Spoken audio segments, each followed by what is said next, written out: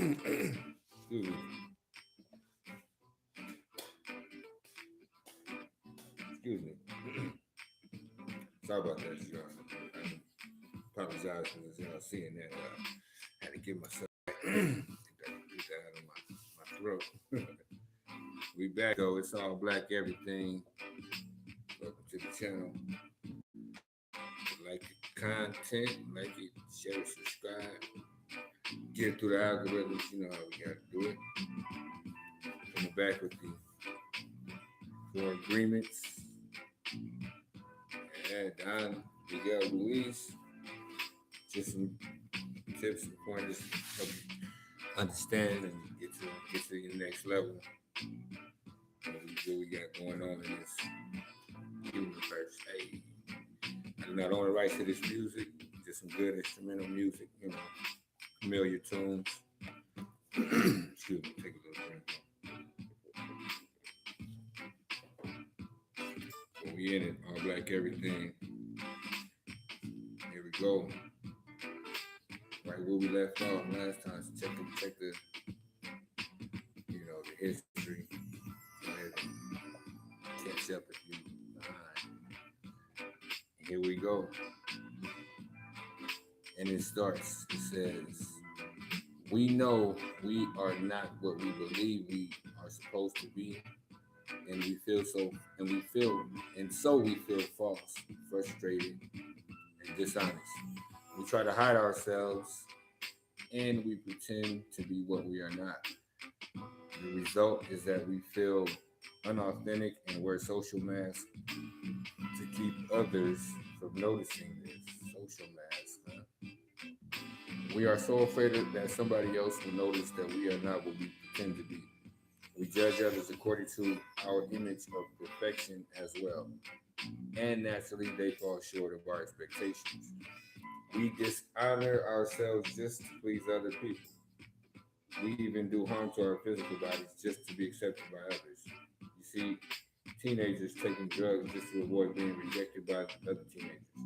They're not aware that the problem is that they don't accept themselves.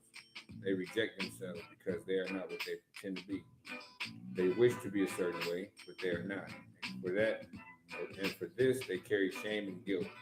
Humans punish themselves endlessly for not being what they believe they should be. They become very self-abusive and they use other people to abuse themselves as well. But nobody abuses us more than we abuse ourselves. And it is the judge, the victim, and the belief system that makes us do this. True, we find people who say their husband or wife or mother or father abused them, but you know that we abuse ourselves much more than that. The way we judge ourselves is worse than the way we judge ourselves is the worst judge that ever existed. If we make a mistake in front of people, we try to deny the mistake and cover it up. But as soon as we are alone, the judge becomes so strong, the guilt is so strong, and we feel so stupid or bad or so unworthy. Excuse me. In your whole life, nobody has ever abused you more than you have abused yourself. And the limit of your self abuse is exactly the limit that you will tolerate from someone else. If someone abuses you a little more than you abuse yourself, you will probably walk away from that person. But if someone abuses you a little less than you abuse yourself, you will probably stay in the relationship and tolerate it endlessly. Excuse me. If you abuse yourself very badly, you can even tolerate someone who beats you up, humiliates you, and treats you like dirt. Why? Because in your belief system, you say, I deserve it. This person is doing me a favor by being with me. I'm not worthy of love and respect. I'm not good enough. We have the need to be accepted and to be loved by others, but we cannot accept the love of ourselves. The more self-love we have, the less we will experience self-abuse. Self-abuse comes from self-rejection, and self-rejection comes from having an image of what it means to be perfect and never measuring up to that ideal. It ain't gonna work. Perfect is just a word. Remember that. Perfect is only a word. Our image of perfection is the reason we reject ourselves. It is why we don't accept ourselves the way we are and why we don't accept others the way they are. The next one says Prelude to a Dream. We in another chapter. Well, not another chapter, but another section here. Prelude to a Dream. There are thousands of agreements that you have made with yourself, with other people, with the dream of life, with your dream of life, with God, with society, with your parents, with your spouse, with your children. But the most important agreements are the ones you make with yourself. Jules dropping. Pick them up. He said, the most important agreements are the ones you make with yourself. In these agreements, you tell yourself who you are, what you feel, what you believe, and how to believe, and how to behave. Excuse me. The result is what you call your personality. Mhm. In these agreements, you say, "This is what I am. This is what I believe. I can do certain things, and some things I cannot do. This is reality. It is, excuse me. It is reality. This is reality. That is fantasy. This is possible, and that is impossible." One single agreement is not such a problem, but we have many agreements that make us suffer, that make us fail in life. If you want to live a life of joy and fulfillment, you have to find the courage to break those agreements that are fear based and claim your personal power. Once again, said, if you excuse me, if you want to find your, excuse me, you have to find your courage and break through those agreements that are fear based and claim your personal power. Claim your personal power. The agreements that come from fear require us to expend a lot of energy, but the agreements that come from love help us conserve energy and even gain extra energy. Jules dropping, pick them up. Even, excuse me, each of us is born with a certain amount of personal power that we rebuild every day after we rest. Unfortunately, we spend all our personal power first to create all the agreements and then to keep these agreements. Our personal power is dissipated by all the agreements we have created. And the result, excuse me, the result is that we feel powerless. We have just enough power to survive each day because most of it is used to keep the agreements that trap us in the dream of the planet. How can we change the entire dream of our life when we have no power to change even the smallest agreement? If we can see that our agreements excuse me, if we can see it is our agreements that rule our own life and we don't like the dream of our life, we need to change the agreements.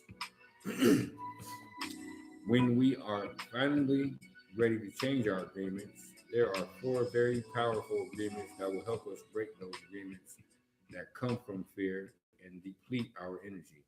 Each time you break an agreement, all the power you use to create it returns to you. If you adopt these four new agreements, they will create enough personal power for you to change the entire system of your old agreements. You need a very strong will in order to adopt the four agreements. But if you can begin to live your life with these four agreements, excuse me, with these agreements, the transformation in your life will be amazing. You will see the drama of hell disappear right before your very eyes. Instead of living in a dream of hell, you will be creating a new dream, your personal dream of heaven. Learn something. Excuse me. And it continues. Okay, here we go. Second chapter. The first agreement. The first agreement is to be impeccable with your word. The first agreement is the most important one and also the most difficult one to honor. It is so important that with just this first agreement, you will be able to transcend the level of existence I call heaven on earth. The first agreement is to be impeccable with your word. It sounds very simple, but it is very, very powerful. Why Your word. Your word is the power that you have to create. Your word is the gift that comes directly from God. The Gospel of John in the Bible speaking, excuse me, the Gospel of John in the Bible, speaking of the creation of the universe, says, I quote, in the beginning was the Word, and the Word was with God, and the Word was, excuse me, and the Word is God, end quote. Through the Word, you express your creative power. It is through the Word that you manifest everything. Regardless of what language you speak, your, your intent manifests through your word. What you dream, what you feel, what you really are, will be manifested through the word. The word is not just a sound or written symbol. The word is a force. Let's say that one again. The word is not just a sound or a written symbol. The word is a force. It is the power you have to express and to communicate, to think, and thereby to create the events in your life. You can speak what other animals on the planet can speak. Excuse me. You can speak what other animals on the planet can speak. The word is the most powerful tool you have as a human. It is the tool of magic. But like the sword with two edges, your word can create the most beautiful dream, or your word can destroy everything around you. One edge is the misuse of the word, which creates a living hell.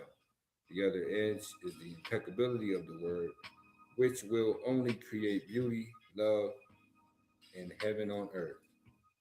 Depending on upon how it's used, the word can set you free or it can enslave you even more than you know. All the magic you possess is based on your word. Your word is pure magic, and the misuse of your word is black magic, as they say, as he says. Where we at? Okay.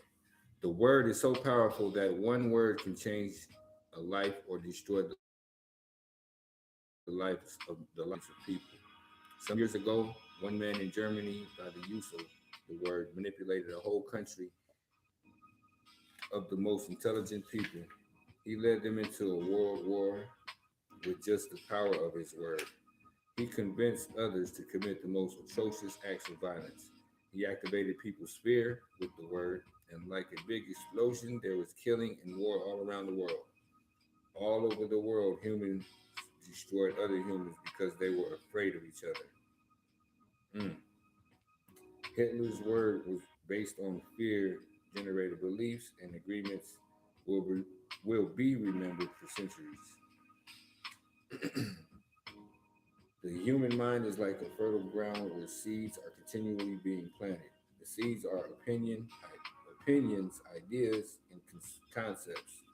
You plant a seed and a thought, and it grows. The word is like a seed. The human mind is so fertile.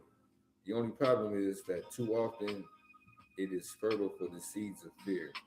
Every human mind is fertile, but only for those kinds of things, excuse me, those kinds of seeds it is prepared for. What is important is to see which kind of seeds our mind is fertile for, and to prepare it to receive the seeds of love. Take the example of Hitler. He sent out all those seeds of fear, and they grew very strong and beautifully achieved massive destruction. Seeing the awesome power of the word, we must understand what power comes out of our mouths.